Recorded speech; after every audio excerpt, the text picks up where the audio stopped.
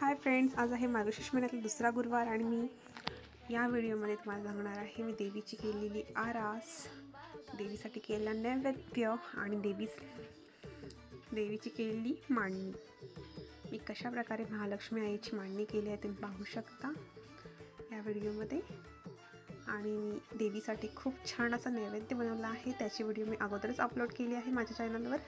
नक्की जाऊन एकदा पहा, तुम्हाला देखील खूप आवडेल. सगळ्यांच्या आवडीचा असा नैवेद्य दाखवला आहे मी आणि बनवायला देखील खूप सोपं आहे.